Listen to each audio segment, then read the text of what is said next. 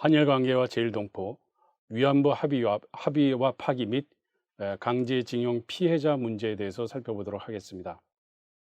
먼저 현안으로서의 역사에 대해서 좀 봐야 될 필요가 있는데요. 사실 국가와 국가 간의 현안이라고 한다면 지금 현재 급하게 해결을 해야 할 그런 그 과제를 말하는 경우가 일반적인데, 역사 문제 내지는 역사를 둘러싼 해석의 문제, 역사의 수습 문제, 이런 것들이 현안이 되고 있는 것이 한일 관계에서 상당히 중요한 쟁점 영역 가운데 하나라고 하는 그런 특징이 있다고 하겠습니다. 그런 면에서 현안으로서의 한일 간의 역사 문제는 제국주의와 태평양 전쟁에서의 국가의 전쟁 책임 문제와 관련되는 그런 문제입니다. 바로 현안으로서의 역사의 영역은 독도 영유권 문제, 교과서 왜곡 문제, 야스쿠니 신사 참배 문제, 위안부 피해자 배상 문제, 강제징용 피해자 문제 등등이 있습니다. 물론 그 이 이외에도 상당히 다양한 문제 영역들이 있습니다만, 가장 대표적인 내용이 바로 이와 같은 것입니다. 전후 처리에 대해서 우리는 종종 일본과 독일을 비교를 합니다. 대부분의 경우가 독일은 그 역사 문제에 대해서, 그들의 과거 전쟁에 대해서, 2차 대전, 히틀러의 나치 이런 거에 대해서 사죄를 굉장히 적극적으로 하고 있는 데 대해서 일본은 왜 사과를 하지 않느냐, 또는 진정성 있는 사과를 하지 않느냐라고 하는 얘기를 많이 하고, 여기에 대해서 일본 사람들은 언제까지 사과만 하느냐, 사과했지 않느냐, 사람이 바뀔 때마다 사과를 해야 되느냐라고 하는 식으로 이제 얘기를 합니다. 이런 거를 보면서 나치 독일과 군국 일본 및 그 극복 과정의 차이를 극명하게 보여주고 있습니다. 또 한편으로는 독일과 일본의 문제이기도 하지만 역사를 정면으로 응시하는 것이 가능하냐 가능하지 않느냐를 둘러싼 일본과 독일의 차이이기도 하지만, 한편으로는 그 일본과 독일에 대해서 그 피해 국가들이 어떻게 대응을 했는가, 나치 피해국과 군국 일본 피해국가의 차이라고도 할 수가 있을지 모르겠습니다. 그런 측면에서 후자로서의 군국 일본 피해자로서의 우리들이 얼마나 우리의 피해에 대해서 또는 일본의 가해에 대해서 지속적으로 이렇게 고발하는 활동을 해왔나 하는 것에 대해서, 나치 피해 국가 내지는 독일 스스로가 나치 가해자들을 끊임없이 추적하고 그것을 재판에 회부하는 그런 것들하고는 너무 좀 거리가 있는 것은 아닌가.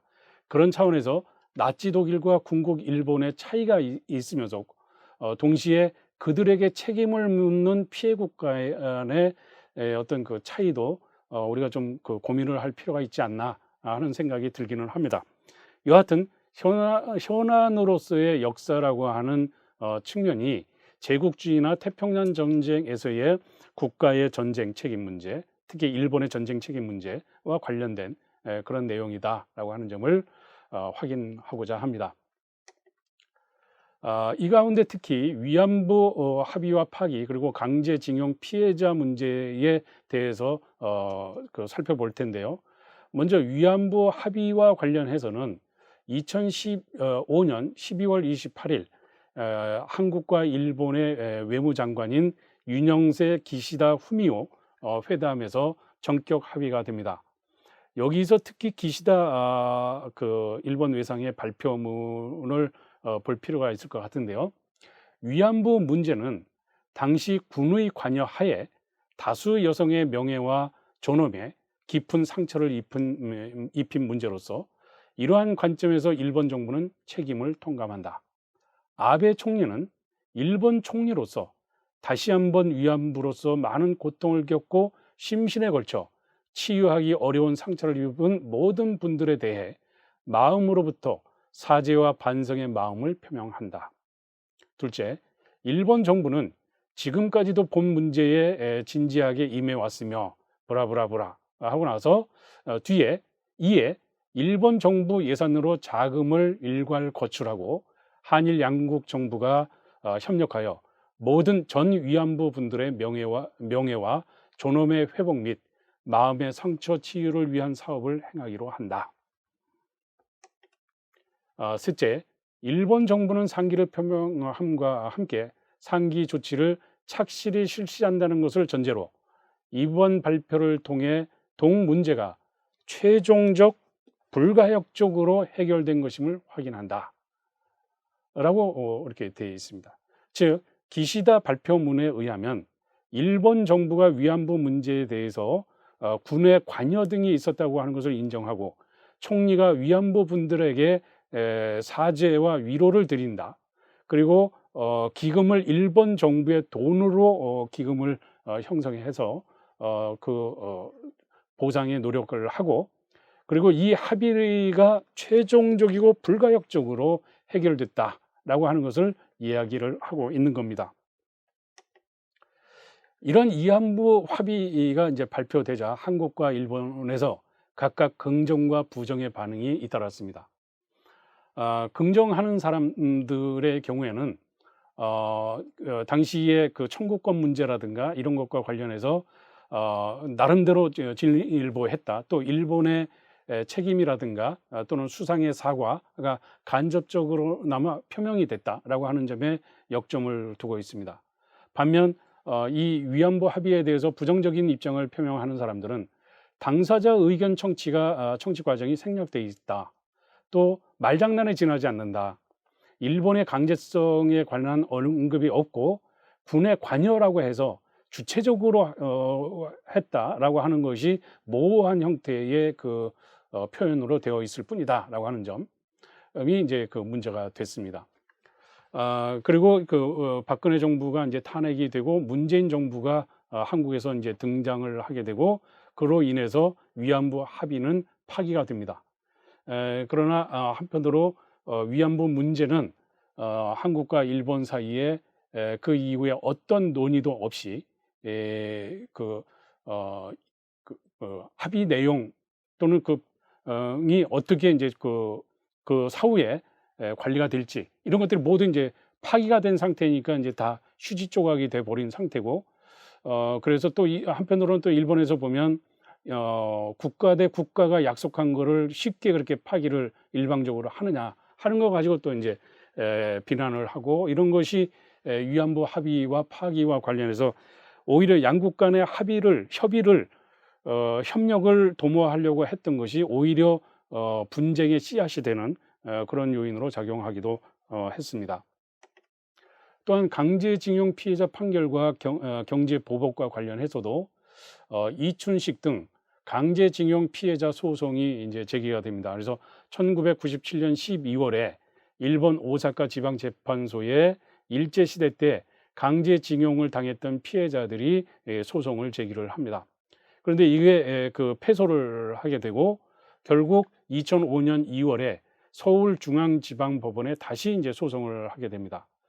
원고가 여운택, 신천수, 김규수, 이춘식 등 네 분입니다. 이 가운데 이제 이춘식 할아버지를 제외한 나머지 분들은 대법원의 최종 판결이 나오기 전에 이미 사망을 하신 상태고, 이 피고는 당시 이제 신일철 주금이라고 지금 현재 신일본 제철입니다. 소송에 대한 그 최종 판결이 무려 13년 후인 2018년 10월 30날 그 판결이 나오게 되는데, 피고인 신일철 주금, 현 신일본 제철은 원고에게 1인당 1억 원씩 배상하라는 판결입니다.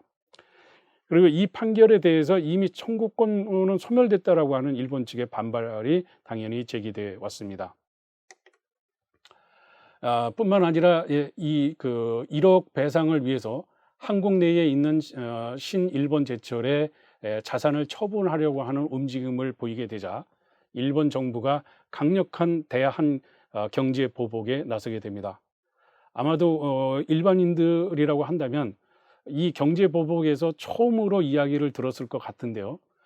포토 레지스트라든가 에칭가스라든가 플루오린 폴리이미드 같은 이 반도체 디스플레이의 핵심 소재라고 하는데, 한국의 이제 반도체 디스플레이가 상당히 이제 발전돼 있는데 그 소재로서 상당히 중요한 요소들인데 소재들인데 여기에 대해서 강점을 가지고 있는 일본이 수출 규제를 강행함으로 인해서 한국 경제에 이제 그 피해를 주려고 했습니다. 이것이 이제 2019년 7월 4일입니다. 뿐만 아니라 8월 2일에는 일본의 그 화이트 리스트에서 한국을 제외하는 수출 무역 관리령의 개정안을 확정하게 됩니다.